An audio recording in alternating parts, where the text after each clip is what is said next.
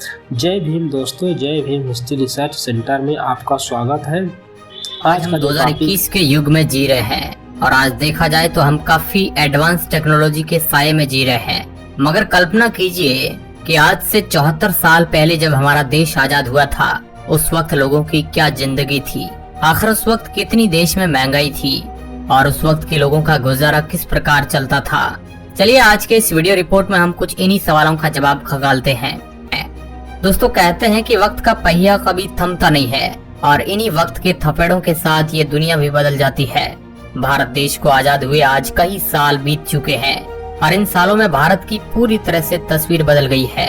लेकिन आज से 74 साल पहले लोगों की जिंदगी बहुत ही अलग हुआ करती थी। उस वक्त लोग बहुत ही सामान्य जीवन जीते थे। ये वह दौर था जब किसी वस्तु की कीमत रुपए, आने, पैसे और पाई में होती थी। साल 1947 में जब हमारा देश आजाद हुआ था, तब भारत में $1 की कीमत 3 रुपए और 30 पैसे के आसपास थी। इस फैक्ट को हम पूरी तरह से सच तो नहीं मान सकते हैं, क्योंकि पुष्टि करने के लिए कोई भी डाटा हमारे पास मौजूद नहीं है। मगर फिर भी आज की तुलना में उस वक्त रुपया बहुत ही ज्यादा स्ट्रॉन्ग था। जहाँ आज हमारी जेब में 500 से 1000 रुपए होते हैं तो भी ज्यादा सामान हम नहीं ला पाते हैं। लेकिन उस वक्त का 1 रुपया भी काफी अहमियत रखता था। बात अगर उस वक्त के एजुकेशन सिस्टम की जाए तो उस वक्त पूरे देश में 5000 के लगभग हाई स्कूल थे, 600 के करीब कॉलेज और 25 यूनिवर्सिटीज बनी हुई थी। लेकिन आपको जानकर हैरानी होगी कि उस वक्त पूरे अखंड भारत में केवल 12% लोग ही पढ़ और लिख सकते थे। देखा जाए तो शिक्षा का स्तर उस वक्त लोगों में बहुत ही कम था। साल 1947 में भारत का रेलवे सिस्टम। वैसे तो भारत में पहली ट्रेन 16 अप्रैल 1853 के दिन मुंबई के बोरीबंदर से थाने के बीच चली थी। करीब 20 डिब्बों वाली ट्रेन को खींचने के लिए 3 भाप इंजन लगाए गए थे, जो करीब 400 यात्रियों को लेकर 35 किलोमीटर का सफर तय किया गया था। मगर आजादी के वक्त पाकिस्तान और बांग्लादेश को मिलाकर पूरे अखंड भारत में 65,185 किलोमीटर लंबी रेलवे लाइन थी। बात अगर केवल मुंबई की जाए तो उस वक्त मुंबई में 204 ट्रेनें दौड़ती थी। आजादी से पहले रेलवे सिस्टम रजवाड़ा और प्राइवेट कंपनियों के हवाले हुआ करता था। मगर देश आजाद होने के बाद ये सारा कंट्रोल सरकार अपने हाथों में लेना शुरू कर देती है। रेल का किराया भी उस वक्त काफी सस्ता हुआ करता था, जहाँ किराया पाई से लेकर कुछ आने तक हुआ करता था। बात अगर उस वक्त की चीजों के दामों की जाए तो उस वक्त चावलों की कीमत 50 से लेकर 60 पैसों के आसपास हुआ करती थी। आज जिस शक्कर को हम 40 रुपए देकर खरीदते हैं, वो उस वक्त 57 पैसे प्रति किलो मिलती थी और गेहूं 26 पैसों में ही मिल जाते थे। पेट्रोल उस वक्त मार्केट में लगभग 40 पैसे प्रति लीटर था और 1 किलो घी की कीमत 75 पैसे हुआ करती थी। रिपोर्ट के अनुसार 1947 में 10 ग्राम सोने की कीमत 88 रुपए और 62 पैसे थी। अब आप सोच रहे होंगे कि फिर तो उस समय के लोगों की बहुत मौज हुआ करती थी। दोस्तों, ऐसा बिल्कुल भी नहीं था, बल्कि तब लोगों की इनकम भी बहुत कम हुआ करती थी।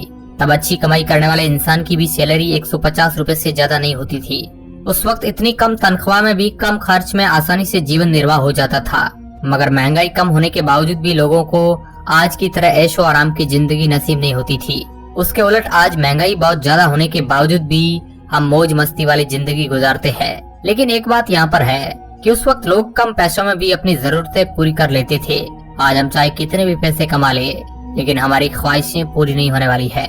बड़े बुजुर्ग लोग कहते हैं कि उस समय प्लेन में बैठना लोगों के लिए सोच से भी परे था, क्योंकि टिकट बहुत ही महंगी हुआ करती थी। लेकिन अगर आज के समय से इसका कंपेयर करें तो ये सस्ती नहीं बल्कि बहुत सस्ती थी।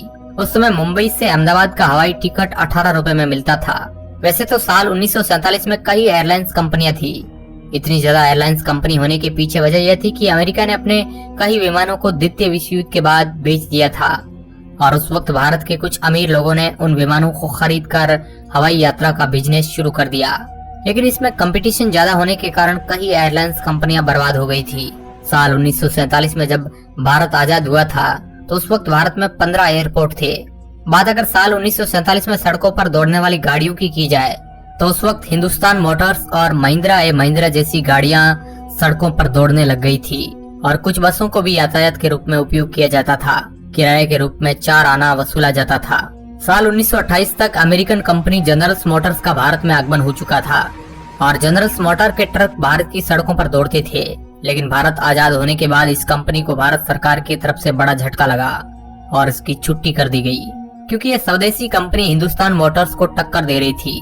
दोस्तों, उस वक्त मुंबई में विक्टोरिया नाम की टुक टुक घुड़सवारी में आने जाने के लिए 1.5 किमी का एक आना लिया जाता था। लेकिन उस वक्त लोगों का बिल्कुल सादा जीवन हुआ करता था। टेक्नोलॉजी के नाम पर कुछ भी नहीं था। टाइम पास के लिए उस वक्त सिनेमा हुआ करता था। आजादी के बाद कई फिल्में बनाई गई। भारत में उस वक्त सिनेमा की कुल संख्या 1384 थी, जबकि बाद में पाकिस्तान के अलग होने पर कुछ पाकिस्तान के भाग में चले गए। आज फिल्में देखने के लिए कम से कम 500 रुपए खर्च करने पड़ते हैं हमें। लेकिन अगर आप पुराने जमाने में जाए तो इतने में तो हम 1000 फिल्में देख लेंगे। तब फिल्म की टिकट 40 पैसे से लेकर 8 आने तक होती थी। तो दोस्तों, ये थी हमारे पुरखों की जिंदगी। तो आप इस सालों पुरानी जिंदगी के बारे में क्या सोचते हैं, हमें कमेंट के माध्यम से जरूर बताएं। वीडियो के अंत तक बने रहने के लिए आपका बहुत बहुत धन्यवाद।